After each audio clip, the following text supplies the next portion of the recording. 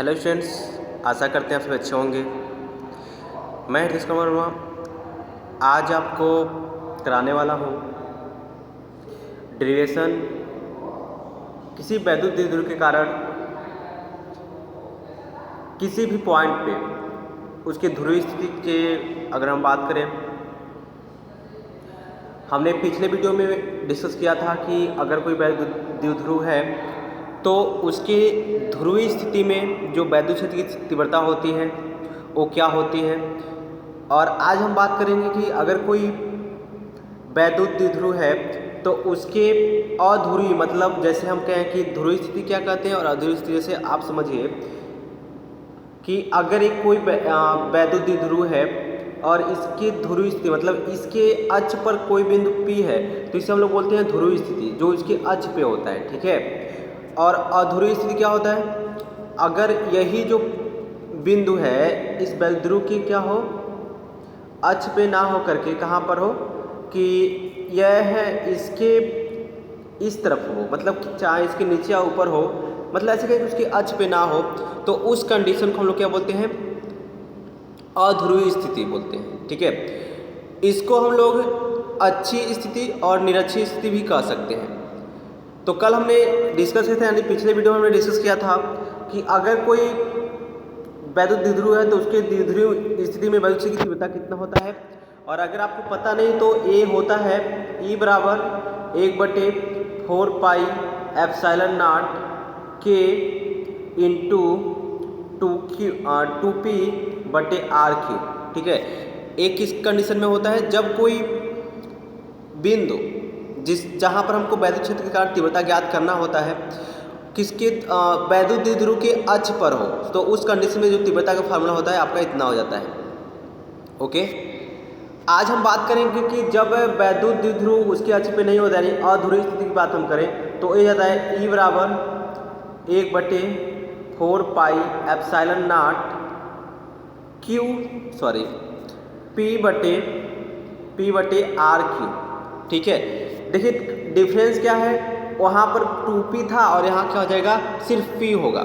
जहाँ P आपको पता है वैद्युत द्विध्रुव आघूर्ण होता है और P मीन्स होता है P बराबर क्या होता है 2Q इंटू क्या L, जहाँ Q क्या है आवेश होता है, L क्या है वैद्युत द्विध्रुव की अर्ध लंबाई है, यानी उसकी लंबाई का आधा है। तो आज हम इसी पे डिस्कस करेंगे, यानी आपको आज टोटल हम करना क्या चाहते हैं, आज आपको प्रूव करना है कि E बराबर क्या होता है 1/4 pi epsilon not K into क्या Q/R3। ठीक है। तो आई होप आप इसे समझ गए होंगे। ओके फ्रेंड, चलिए हम स्टार्ट करते हैं अपनी पॉइंट को। क्या है हमारे, देखिए यहाँ पर वैद्युत द्विध्रुव के कारण उसके अध्रुवीय स्थिति में वैद्युत क्षेत्र की तीव्रता की गणना करना है। ठीक है। अगर कोई पॉइंट है वो क्या है उसके ध्रुव पर नहीं, मतलब क्या है उसके अक्ष पे नहीं है, तो उस कंडीशन में वैद्युत क्षेत्र की तीव्रता ज्ञात करना होता है। ठीक है। तो हमने यहाँ देखिए पहले हम फिगर वैसे समझ, देखिए अब अगर फिगर की बात करें तो ये आपका फिगर हम वैसे समझा दे रहे हैं। ये आपका क्या है, ऐसे समझिए, ये आपका एक वैद्युत द्विध्रुव है। ठीक है। वैद्युत द्विध्रुव है, ए पॉइंट है और ये क्या आपका बी पॉइंट है।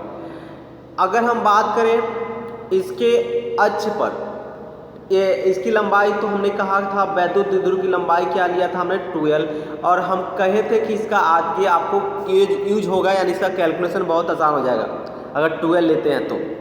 ठीक है। हमने मान लिया कि इसके मिड पॉइंट से, यानी इसके जो मध्य बिंदु से एक इसके लंब पर जाने वाली रेखा पर हम कह सकते हैं कि इससे R दूरी पर जो है एक पॉइंट है P, क्या है ये पॉइंट P है। और अगर हम बात करें इस P पे क्या करना है, आपको तीव्रता ज्ञात करना है। ठीक है। P पर क्या करना है, तीव्रता ज्ञात करना है, समझिएगा। ओके। अगर हम कहें कि वैद्युत द्विध्रुव की जो A आवेश है, यहाँ पर A पर जो आवेश है वो आपका है -Q कूलाम का। इस पे जो आवेश है कितना है, -Q कूलाम का, और B पे जो आवेश है क्या है, +Q कूलाम का है। ठीक है। और हम बात करते हैं, अगर यहाँ पर हमने जो आवेश रखा हुआ है वो आवेश रखा हुआ है एक इकाई धनावेश रखा गया है। ठीक है। तो कुछ इस तरह से फिगर है, यानी ए बी आपका क्या है, वैद्युत द्विध्रुव है। इसका ये मध्य बिंदु, अच्छा इसका जब ये मध्य बिंदु है तो आपको पता होगा कि जो इसकी लंबाई होगी यहाँ से यहाँ तक की लंबाई, यहाँ से यहाँ तक की जो लंबाई होगी वो कितना हो जाएगा, एल हो जाएगा। अरे बात समझ में आया? अरे 2l है। अगर इस पॉइंट को आप डी दे देते हैं, ठीक है, ये पॉइंट आपका क्या है, डी। वैसे हम जो फिगर बनाया है उसमें हमने इसको क्यू से नोट किया है, तो ये पॉइंट क्या हो जाएगा, एक क्यू हो जाएगा। और फिर यहाँ से यहाँ तक की लंबाई भी कितना हो जाएगा, एल। ठीक है, ये बात अगर समझ में आई तो बताइए, इतनी सी बात समझ में आ गई है ना? अच्छा, यहाँ से यहाँ तक की जो डिस्टेंस है वो कितना है, आर है। ये जो डिस्टेंस है ये वाला, ये कितना है, आर है। तो इतनी सी बात बताइए कि यहाँ से यहाँ तक ये अगर 90 डिग्री है, ठीक है, ये 90 डिग्री, तो आपको पता है ये भी कितने का होगा, 90 डिग्री का होगा।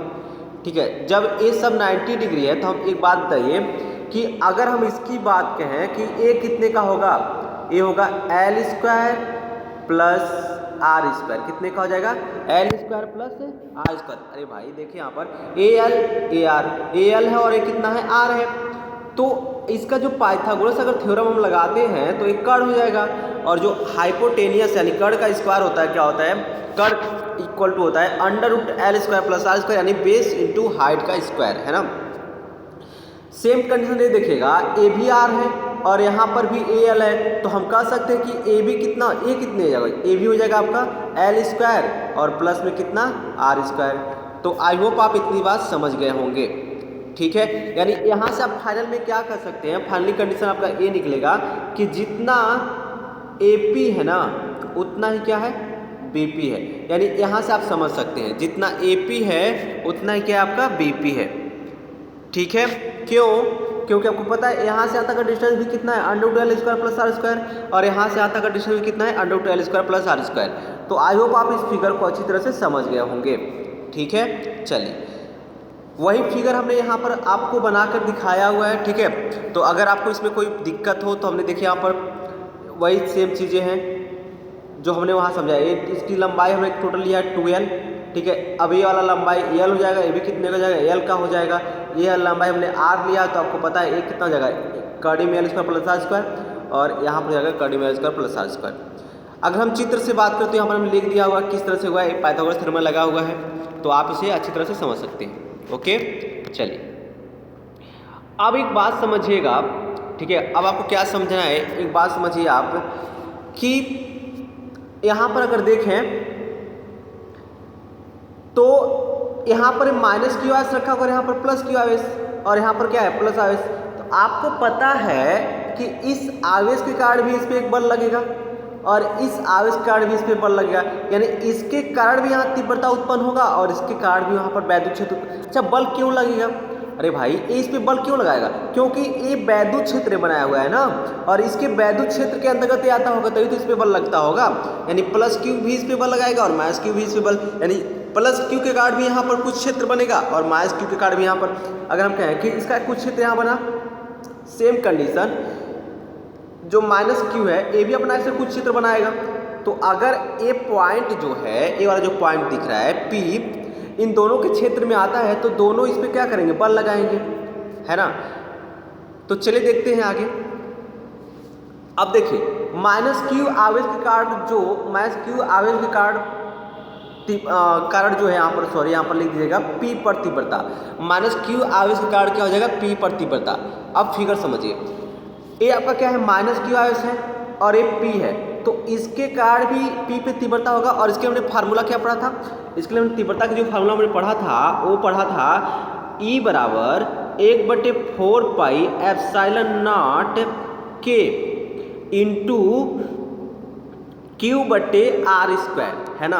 जहां आपको पता है Q क्या होता है, आवेश होता है, R क्या होता है, उस आवेश से कितनी दूरी पे आप क्या वैद्युत क्षेत्र की तीव्रता की गणना करते हैं, ये R उसका मान होता है। ठीक है, तो अब एक बात समझिए, अब आप एक बात समझिए यहाँ पर कि माइनस क्यू के कारण इस पर तीव्रता बनेगा ही बनेगा, है ना। माइनस क्यू के कारण इस पर जो तीव्रता होगा, अगर हम कहें कि जो माइनस क्यू के कारण इस पर तीव्रता है वो क्या है, E1 है, क्या है, E1 है। अरे बात समझिए, माइनस क्यू के कारण जो तीव्रता है वो क्या है, E1 है। तो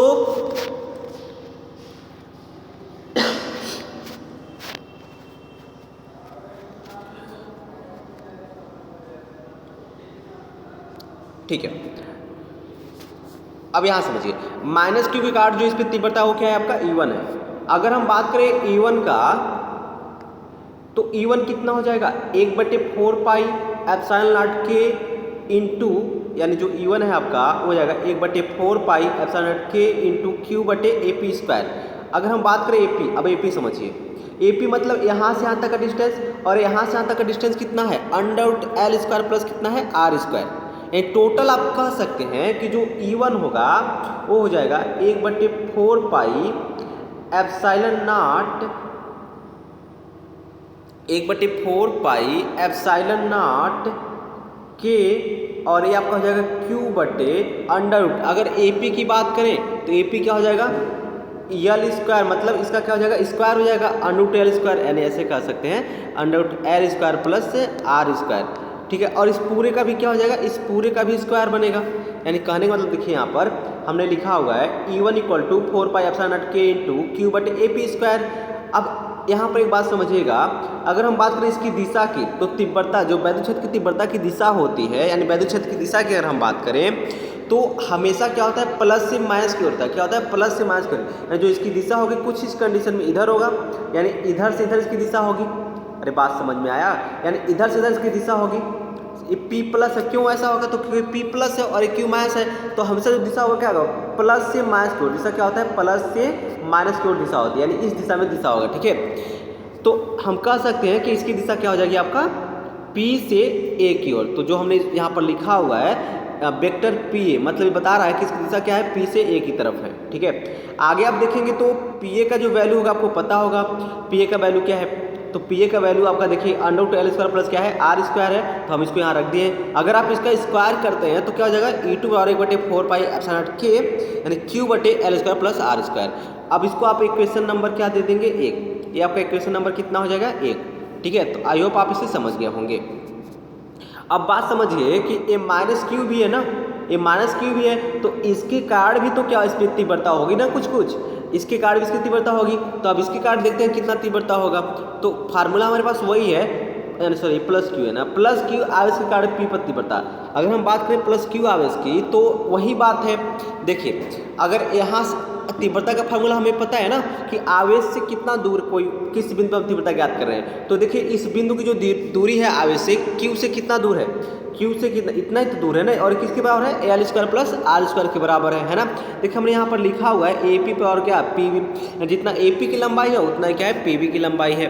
ठीक है, तो फिर वही चीज़ें बनेंगी। देखिए यहाँ पर तो अगर हम कहें कि प्लस क्यू के आसपास इस पर जो तीव्रता है E2 है, तो E2 और क्या हो जाएगा 1/4 पाई एप्सिलॉन नॉट के क्यू बटे √L square plus R square का होल स्क्वायर।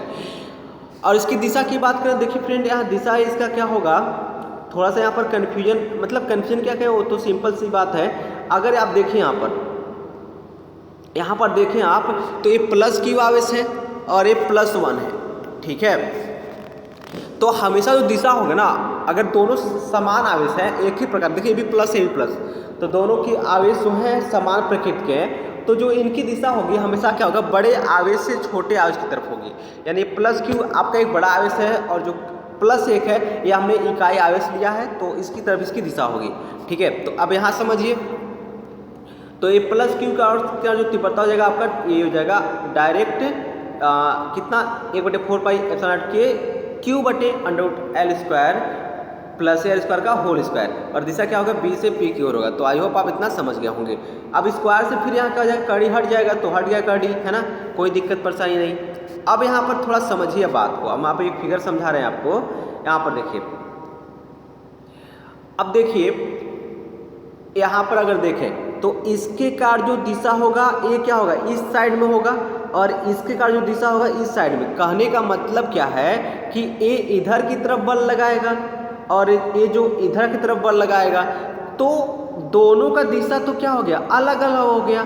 यानी कितना हो गया, ये इधर जा रहा है और इधर जा रहा है। तो जब भी इस तरह से जब भी दो सदिश क्या होते हैं एक दूसरे के विपरीत दिशा में, मतलब विपरीत नहीं कर सकते, मतलब दो सदिश किसी कोण पे गति करते हैं ना, दो सदिश किसी कोण पे झुके होते हैं, तो उसका परिणामी जो होता है उनके बीच से होकर जाता है। यानी कुछ इस तरह में जो ये परिणामी होगा वो कुछ इस तरह से जाएगा।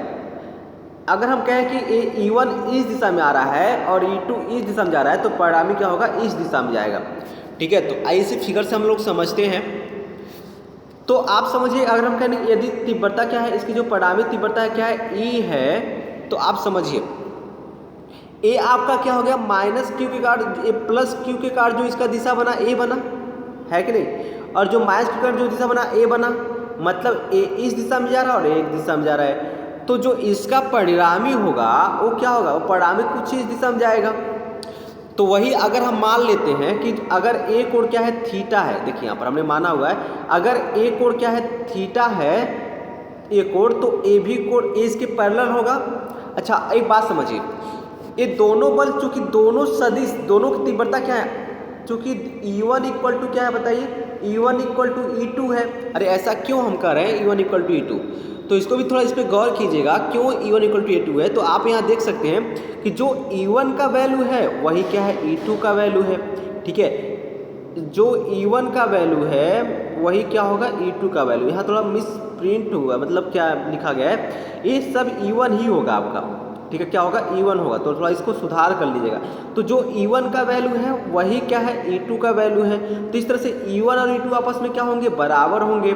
ठीक है, तो यहाँ पर देखिए, जब ए आपको देखिए ए E1 को दर्शाता है, ए आपका E1 दर्शाता है और ए आपका E2 को दर्शाता है, तो जो परिणामी इसका होगा क्या होगा, E होगा, परिणामी क्या होगा, E होगा। तो अगर हमने कहा कि ए कोण थीटा है तो ए भी कोण कितना हो जाएगा, थीटा हो जाएगा। और चूंकि इसके ठीक बीचों बीच होगा, क्योंकि E1 इक्वल टू क्या है, E2। अब एक बात बताइए, दो लोग हैं, ठीक है, दो लोग हैं, एक किसी यहाँ पर एक गुटका हमने रखा, ए F1 बल से खींच रहा है और ए F2 बल से, तो ये ना ही इधर जा पाएगा और ना ही इधर जा पाएगा। अगर हम कहें कि F1 और F2 दोनों आपस में इक्वल हैं तो इसका जो परिणामी होगा कुछ इस दिशा में होगा और ये दोनों से समान कोण पे होगा, यानी इधर से अगर थीटा कोण पे है तो इधर से भी कितने का होगा, थीटा कोण पे ही होगा। तो आई होप आप इस बात को समझ गए होंगे। तो पिछले क्लास में हमने पढ़ा था कि जो जब दो बल किसी कोण पे किसी कोण पे क्या होते हैं, गति करते हैं, मतलब उनके बीच कोई कोण बना होता है, तो जो उनका परिणामी होता है वो क्या होता है, कुछ इस फॉर्मूले से हम निकालते हैं। अगर हमने कहा कि हमारा जो क्या है, जो परिणामी है वो कैपिटल ई है, तो हो जाएगा E1 का स्क्वायर प्लस E2 का square plus 2E1 E2 cos 2 theta. अब cos 2 थीटा मतलब क्या है, इनके बीच जो कोण है कितना हो जाएगा, 2 थीटा हो जाएगा, तो इसलिए हमने लिखा cos 2 थीटा। तो आई होप आप इसे भी समझ गए होंगे। अब हम बात करते हैं, यहाँ पर देखिए, चूँकि E1 इक्वल टू क्या है, E2 है, E1 इक्वल टू कितना है, E2 है, तो हमने वही काम किया, इस E2 को हटाया और यहाँ क्या लिखा, E1 लिखा, यहाँ पर E2 को हटाया हमने लिखा E1। अब E2 और E2 क्या बन जाएगा, E1 और E1 क्या बन जाएगा, 2E1 स्क्वायर बन जाएगा। यहाँ पर अगर देखें तो 2E1 और E1 का जब गुणा करेंगे तो 2E1 का स्क्वायर यानी 2E1 स्क्वायर हो जाएगा। अब यहाँ आगे समझिए आप, जब इसमें हम क्या करेंगे, 2E1, यहाँ पर देखिए हमने यहाँ पर क्या किया है, 2E1 स्क्वायर को कॉमन किया है, तो यहाँ आपका बन जाएगा 1 प्लस cos 2 थीटा, यानी क्या बन जाएगा 1, यानी हम ऐसे करें तो E1 बराबर क्या निकल जाएगा, अंडर रूट, ठीक है, अंडर रूट हमने कॉमन किया हुआ है, अंडर रूट 2E1 स्क्वायर को हमने कॉमन किया है, तो ये बन जाएगा 1 प्लस cos 2 थीटा। ठीक है, 1 प्लस cos 2 थीटा। अब आपको पता है जो cos 2 थीटा का एक फार्मूला है, क्या है, 1 प्लस 2 cos, यानी cos 2 थीटा जो फार्मूला है वो क्या है, 2 cos स्क्वायर थीटा माइनस 1। तो अगर हम इसको यहाँ रखते हैं तो -1 से +1 कैंसिल होगा, ये 2E1 का स्क्वायर और 2 cos स्क्वायर थीटा होगा। अगर इस पूरे का हम अंडर रूट करेंगे, देखिए 2 दूना 4, 4 का वर्गमूल 2 हो जाएगा, यानी E1 का जो मान निकल जाएगा वो कुछ इतना निकल जाएगा, यानी E1 बराबर E बराबर क्या निकल जाएगा, 2E1 cos थीटा हो जाएगा। तो आई होप आप इतनी सी बात समझ गए होंगे। अब आगे चलते हैं, देखिए यहाँ पर अगर हम बात करें E equal to 2E1 square E1 cos 2 theta का, तो आपको पता है E1 का जो वैल्यू है कितना है, 1/4 पाई एप्सिलॉन नॉट के इंटू क्यू बटे क्या l square plus are square. अब रह गई बात कॉस थीटा का वैल्यू, तो एक बार फिगर देख लेते हैं। ठीक है, जब आप फिगर देखेंगे कॉस थीटा के वैल्यू में, तो एक बात बताइए, अगर हमने कहा कि एक और हमारा थीटा है, तो अगर हम कॉस थीटा की बात करें तो कॉस थीटा इक्वल टू होता है लंब बटे सॉरी आधार बटे कर्ण। आधार क्या है, आधार क्या है आपका, तो आधार आपका जो हो जाएगा वो हो जाएगा ए क्यू। आधार क्या है आपका ए क्यू, और लंब क्या है आर, और कर्ण क्या है under root L square plus are square. तो इसी तरह हमने अगर कॉस थीटा का वैल्यू पता किया, तो जो कॉस थीटा होगा वो हो जाएगा आधार रियल है और कर्ण क्या है under root L square plus are square है। ठीक है, तो आई होप आप इतना समझ गए होंगे। तो अब यहाँ पर हमने क्या किया है कि जो कॉस थीटा है, ठीक है, उसका वैल्यू हमने रख दिया है एल बटे under root L square plus are square. अब यहाँ देखिए हमने इस वैल्यू को रखा। अब इसको कुछ इस तरह से लिखेंगे 2 1 2 क्या है आपका 2 into 1 into Q into L, तो मतलब इसको लिख सकते हैं 2 क्यू एल। अब यहाँ थोड़ा समझने की बात है, ये आपका 4 पाई एप्सिलॉन नॉट के है। अब यहाँ समझिए, यहाँ पर अगर पावर देखें तो कितना पावर है 1, और इस कड़ी का मतलब है कितना पावर 1/2। तो जब ये यहाँ पर वही है R plus L R square plus L square, यहाँ भी क्या है R square plus L square.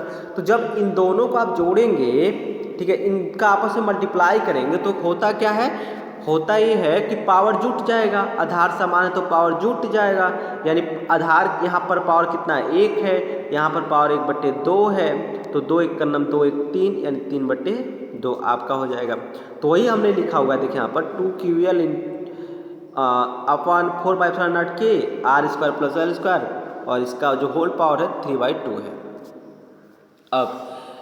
अब यहाँ देखें अगर, तो आपको पता है इसको कुछ इस तरह से, अच्छा यहाँ पर एक काम करते हैं, ठीक है, चलिए कोई बात नहीं।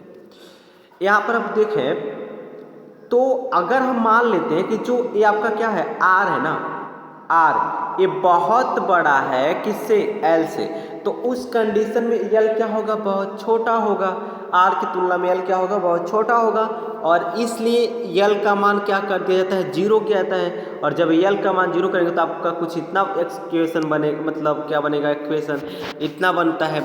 अब इसको आप इतना लिख सकते हैं, देखिए यहाँ पर पावर 2 यहाँ पर है, ऐसी तो है आर स्क्वायर प्लस 0 और बटे में 3/2 ऐसे तो है। अब यहाँ देखिए 0 हट जाएगा, 0 से कोई मतलब है नहीं, लेकिन आपका अब हो क्या जाएगा, अब आपका हो जाएगा ये कि r पे पावर 3 r पे पावर 2 फिर इस पे पावर कितना 3/2, तो इस 2 से 1 2 खत्म, यानी कितना जाएगा r3। तो यानी फाइनली आपको मिल गया कितना E बराबर, अच्छा इसका मान क्या है, P कहाँ से आ गया, तो आपको पता है P इक्वल टू क्या होता है, P इक्वल टू होता है 2QL, क्या होता है 2QL। तो सेम यहाँ पर देख रहे हैं आप 2QL है, यहाँ पर क्या है 2QL है, तो इस 2QL को हमने क्या लिख दिया P लिख दिया। अब इसको आप इस तरह से लिख सकते हैं। अब एक बात और, अगर जो आवेश रखा है, जो बैल ध्रुव रखा गया है, ये कहाँ रखा गया है वायु तथा निर्वात में रखा गया है, तो आपको पता है वायु तथा निर्वात के लिए के का मान कितना हो जाएगा 1 हो जाएगा, और इस तरह से आपका जो फार्मूला हो जाएगा कुछ इतना हो जाएगा। तो आई होप आप इतना समझ गए होंगे, ठीक है। तो अगर आपको समझ में आया तो एक बार अच्छी बात है, अगर नहीं समझ आया तो एक बार फिर से रिवाइज कीजिएगा। आई होप आप इसे समझ जाएंगे। तो जल्दी मिलेंगे अपने अगले नेक्स्ट वीडियो में, तब तक के लिए आप अपना लोग का ख्याल रखिएगा। जय हिंद, जय भारत।